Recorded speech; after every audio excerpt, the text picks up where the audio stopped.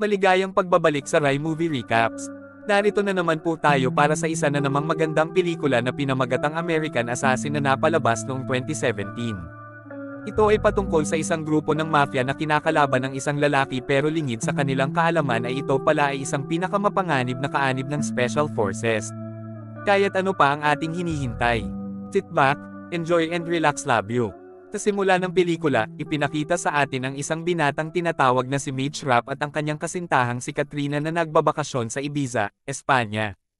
Habang nagre-record ng isang video gamit ang kanyang gadget, kinuha ni Mitch Rapp ang isang singsing mula sa kanyang bulsa at nag-propose kay Katrina sa tabing dagat. Maikli pagkatapos tanggapin ang alok ni Mitch, biglang nagland sa beach ang isang grupo ng mga terorista at nagsimulang magbarilan. Ang mga bisita ay biglang tumakbo sa gitna ng kaguluhan. Tinikap ni Mitch na hanapin si Katrina sa gitna ng kanyang pagkabahala. Sa kasamaang palad, ang kanyang bagong kasintahan ay napatay sa harap ng kanyang mga mata. Nagsimula ang kwento pagkalipas ng 18 buwan, at si Mitch, na ngayon ay lubusang pagkasira-sira na at hindi kailanman nag-aalaga sa kanyang sarili, ay labis na nag-aalab sa kanyang pagnanasa para sa paghihiganti. Siya ay nagte-training ng husto at nagpapalakas ng kanyang sarili sa pamamagitan ng pagmamaster ng lahat ng uri ng sining ng pakikipaglaban, pati na rin ang marksmanship. Si Mitch din ay madalas na nagpapalitan ng mga mensahe sa internet na may isang terorista upang alamin ang kinaroroonan ng taong pumatay sa kanyang fiancé. Matapos ng patuloy na lapitan ng grupo, sa huli ay naabutan si Mitch ng imbitasyon na makipagkita sa tao sa Libya. Sa pamamagitan ng proseso ng pagsisiyasat, pakiramdam ni Mitch na malapit na siya sa kanyang target. Kahit na nakatali ang kanyang mga kamay at may takip ang kanyang ulo, handa si Mitch sa mental na aspeto ng gawain at pinaigting ang kanyang determinasyon na ito'y matapos. Ngunit agad na pumasok ang mga espesyal na sundalo ng Estados Unidos sa kulungan. Labis na nasaktan si Mitch nang malaman niyang napatay ang kanyang target dahil sa pagsabog mula sa pagsalakay ng tropa, at inilabas niya ang kanyang galit sa pamamagitan ng pagtusok ng maraming beses ang katawan ng terorista gamit ang kanyang kutsilyo hanggang sa wakas ay itigil ito ng mga sundalo. Sa isang pasilidad ng CIA, dumaan si Mitch sa proseso ng pangangalap ng impormasyon sa loob ng 30 araw. Mula dito, maaari nating ilalagay na si Mitch ay hindi isang basta-bastang individual. Mayroon siyang master's degree mula sa isang kilalang unibersidad at matalino siya. Inipit nila ang damdamin at hinanakit ni Mitch na nagpahikayat kay Irene Kennedy, ang deputy director ng CIA, na mag-alok kay Mitch na sumali sa black operation na may pangalang Orion. Pagkatapos na suriin ang mga resulta ng mga interview at matagalang pagsusuri kay Mitch ng pinakamataas na pamunuan ng CIA. Si Stan Hurley, isang veterano ng Cold War na siyang nasa pamumuno ng unit na ito, ay nagbibigay ng malalaking pagsisikap sa pagsasanay ng kanyang mga tauhan upang maging isang malupit na makinarya sa pakikipaglaban. Si Mitch at ang iba pang mga ahente ay itinreno sa mga liblib na lugar ng Virginia. Nakatanggap si Stan ng malamig na pagtanggap kay Mitch at mariin siyang nagsalita sa kanyang harap dahil hindi niya naisip kung gaano kahusay si Mitch. Ngunit hindi labis na nasindak si Mitch at sinabi na handa siyang sumailalim sa lahat ng mga proseso na ibibigay ni Stan, ang commander, at patunayan na kaya niyang magtagumpay sa lahat nito. Ito ay isang laban para sa unang pagsusuri. Ipinakita ni Stan sa kanila ang isang malupit na pamamaraan upang tapusin ang kanilang mga kalaban. Inutusan si Mitch na makipaglaban kay Victor. Una, iniisip na baka siya ay hindi kailangang bantayan, pero lumabas na ang laban sa kanilang dalawa ay sobrang mahigpit na may kasamang paliwanag si Stan Hurley tungkol sa etika ng hukbo. Sa isa pang pagsasanay, sinubukan ni Stan na laruin ang mga kaisipan at emosyon ni Mitch sa pamamagitan ng pagpapakita ng mga larawan ng mga taong kanyang kinamumuhian sa isang simulasyon ng pagbaril gamit ang Artificial Intelligence o AI. Bilang resulta, napuksa ang emosyon ni Mitch at nawalan ito ng focus. Sa huling simulasyon, hindi pa rin nakakapokus si Mitch at nasira ang pagsasanay sa pagbaril, ngunit sa pagkakataong ito ang target ay isang kapwa-ahente, hindi AI. Nalalaman natin na si Mitch ay patuloy pa ring nahihirapan sa pagkontrol ng kanyang emosyon ng mag-isa. Samantala, may balita sa mga network ng mga intelligenteng tao na nawawala ang 15 kulang ng plutonium, na siyang material para sa mga nuclear weapon, mula sa isang nuclear facility sa Russia. Ang kemikal na ito ay natagpuan sa kamay ng mga Iranian hardliner na nagdulot ng problema sa kooperasyon ng mga pamahalaan ng Iran at Amerika. Sa kabilang banda, sa Poland, may naganap na pamumutok at gulo sa isang palengke habang nagaganap ang bentahan ng plutonium sa loob ng isang van. Natuklasan ni Stan Hurley kung sino ang mga lalaki sa likod ng kaguluhan sa Poland at ngayon ay hawak na niya ang substansyang plutonium. Siya ay dating ahente ng CIA at kasamahan niya sa dating squad na inakalang patay na sa isang naunang black operation. Ang kanyang tunay na pangalan ay Ronnie, at palayaw niya ay Ghost. Gusto ni Ghost na ibenta ang plot onam sa isa pang grupo, lalo na kay Sheriff na nakatira sa Turkey. Dahil nais ni Irene na pababain si Mitch sa misyon na ito, si Stan, na hindi pa rin sigurado sa kakayahan ng bagong rekruwito, ay nag-conduct ng huling pagsusuri sa kanyang opisina.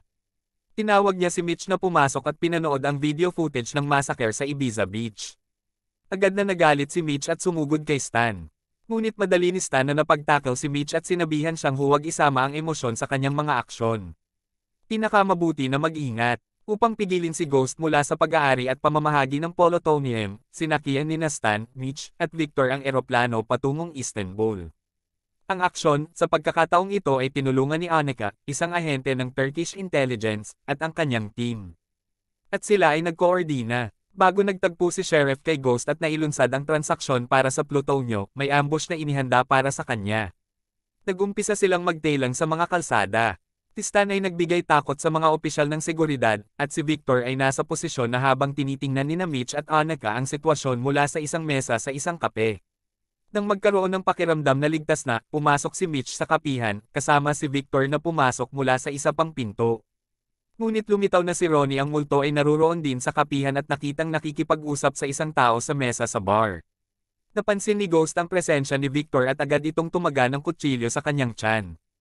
Pinatay si Victor at kaagad na naglakad si Mitch upang habulin ang Ghost na nagsimulang pagbabaril sa mga customer sa kapihan at lumabas sa likod na pinto. Tinanggal ni Stan ang operasyon, ngunit tinanggihan ito ni Mitch ayon sa utos ng kapitan.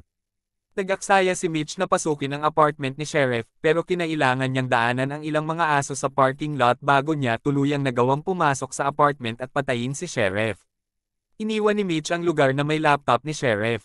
Pagkatapos ay pinagalitan ni Stan si Mitch dahil sa hindi pagsunod sa kanya, ngunit may dahilan si Mitch na siya ay nagtutupad lamang ng misyon na itinakda sa kanya. Si Irene, ang mas mataas na opisyal ni Stan, ay pilit na nag-udyok sa kanya na panatilihin si Mitch kahit na ayaw niyang magpatuloy sa misyon kasama ito. Mula sa laptop ni Sheriff, natuklasan nila ang pag-agos ng pondo papunta sa isang bangko sa Rome kaya't nagtungo sila sa Italy. Sa harap ng bangko, sila ay naghanda para sa tailing doon, at nagtagumpay sila sa pagtukoy sa individual na nag-encash ng tseke ni Sheriff.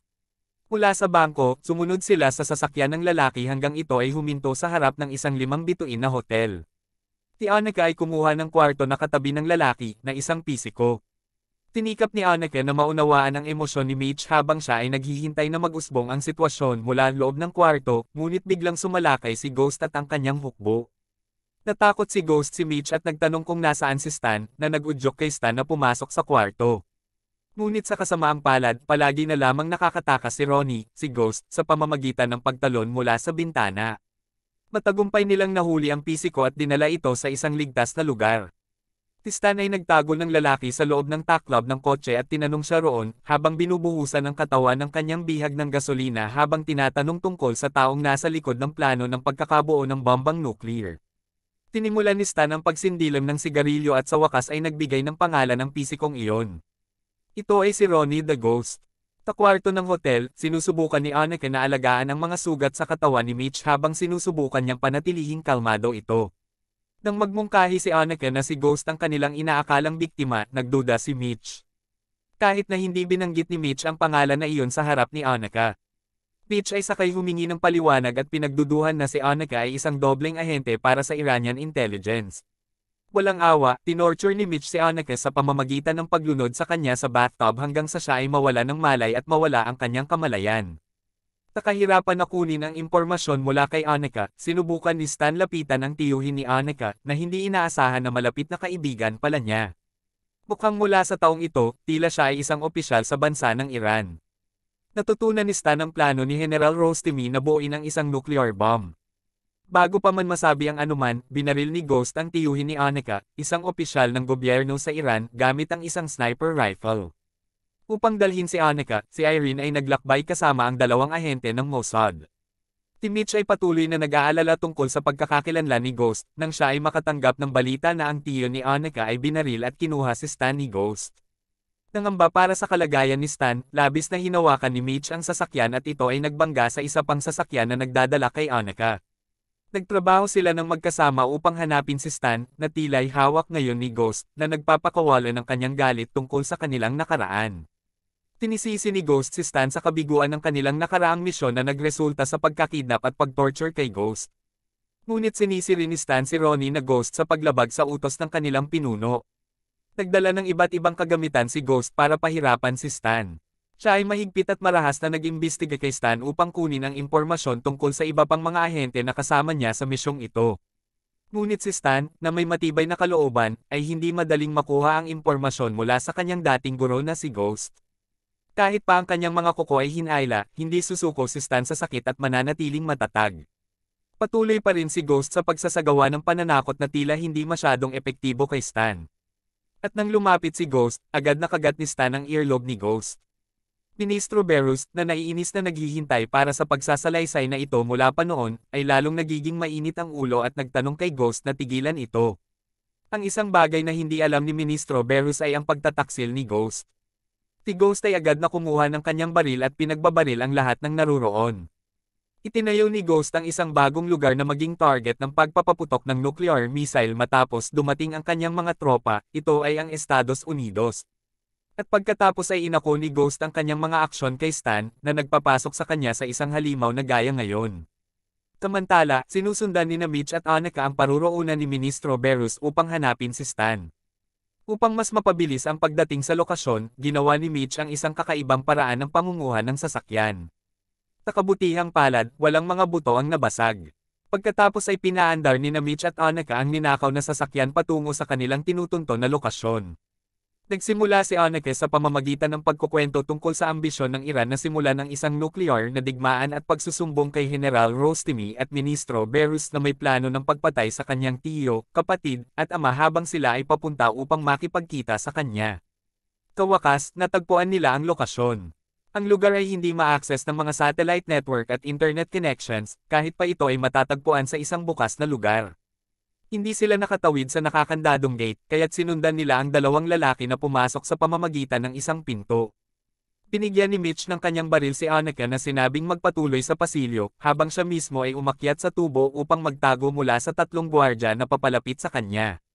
Gayunpaman, bumaba siya pagkatapos na umalis ang tatlong gwardiya. Tumakbo siya palabas at inimanibela ang kanyang sasakyan patungo sa lugar at tinamaan ang tatlong armadong lalaki. Nagpatuloy ang sasakyan hanggang hindi na ito makapagpatuloy sa pag-advance. Napaalis si Mitch mula sa sasakyan at tumakbo palayo bago ito sumabog. Nang maganap ang mga pangyayari, natuklasan ni Annika si Ghost at ang kanyang team na nagtatrabaho upang ilagay ang mga missile. Sa hindi inaasahan, natagpuan ni Annika si Ministro Berus na nakahiga na sa sahig, natatakpan ng dugo. Hiniling ni Ministro Berus kay Annika na patawarin siya, ngunit ang galit ay nagpabulag sa kanyang mga mata at binaril ni Annika siya. Nagulat si Ghost at ang kanyang mga kasama sa putok ng baril. Agad silang umalis na may kasamang ang nuclear bomb at iniwan si Stan na mag-isa. Natagpuan si Stan at sa wakas ay nasawi mula sa kanyang mga kagamitan ni Mitch.